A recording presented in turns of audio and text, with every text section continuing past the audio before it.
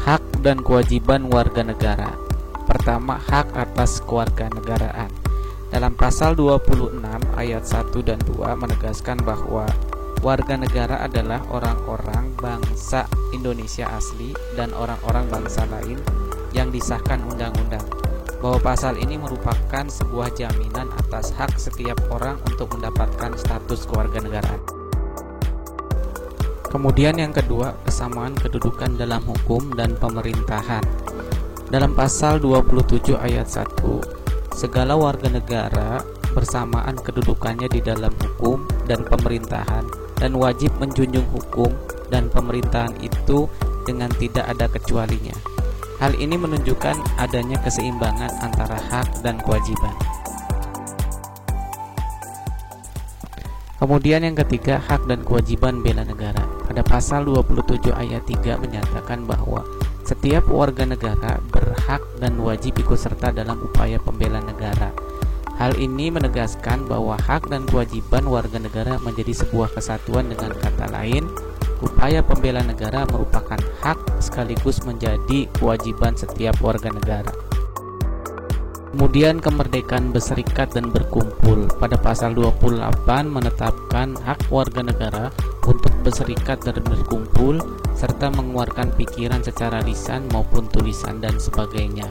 Dalam melaksanakan tiga hak tersebut, setiap warga negara berkewajiban mematuhi berbagai ketentuan yang mengaturnya. Kemerdekaan memeluk agama. Pada pasal 29 ayat 1 menyatakan bahwa negara berdasar atas ketuhanan yang Maha Esa. Kemudian pasal 29 ayat 2-nya menyatakan bahwa negara menjamin kemerdekaan tiap-tiap penduduk untuk memeluk agamanya masing-masing dan untuk beribadat menurut agamanya dan kepercayaannya itu. Dalam konteks kehidupan bangsa Indonesia, kebebasan beragama ini tidak diartikan bebas tidak beragama, tetapi bebas untuk memeluk satu agama sesuai dengan keyakinan masing-masing. Kemudian pertahanan dan keamanan negara. Pertahanan dan keamanan negara dalam Undang-Undang Dasar Negara Republik Indonesia tahun 1945 dinyatakan dalam bentuk hak dan kewajiban yang dirumuskan dalam pasal 30 ayat 1 dan 2. Ketentuan tersebut menyatakan hak dan kewajiban warga negara untuk ikut serta dalam usaha pertahanan dan keamanan negara. Hak mendapat pendidikan. Pada pasal 31 ayat 1 menetapkan bahwa setiap warga negara berhak mendapat pendidikan. Kemudian pasal 31 ayat 2-nya ditegaskan bahwa setiap warga negara wajib mengikuti pendidikan dasar dan pemerintah wajib membiayainya. Sementara pasal 31 ayat 3 Undang-Undang Dasar 1945 mewajibkan pemerintah mengusahakan dan menyelenggarakan satu sistem pendidikan nasional yang meningkatkan keimanan dan ketakwaan serta akhlak mulia dalam rangka mencerdaskan kehidupan bangsa. Kebudayaan nasional Indonesia. Pada pasal 32 ayat 1 menetapkan bahwa negara memajukan kebudayaan nasional Indonesia di tengah peradaban dunia dengan menjamin kebebasan masyarakat dalam memelihara dan mengembangkan nilai-nilai budayanya.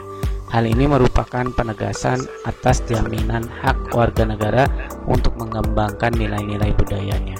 Sementara pada pasal 32 ayat 2-nya disebutkan negara menghormati dan memelihara bahasa daerah sebagai kekayaan budaya nasional.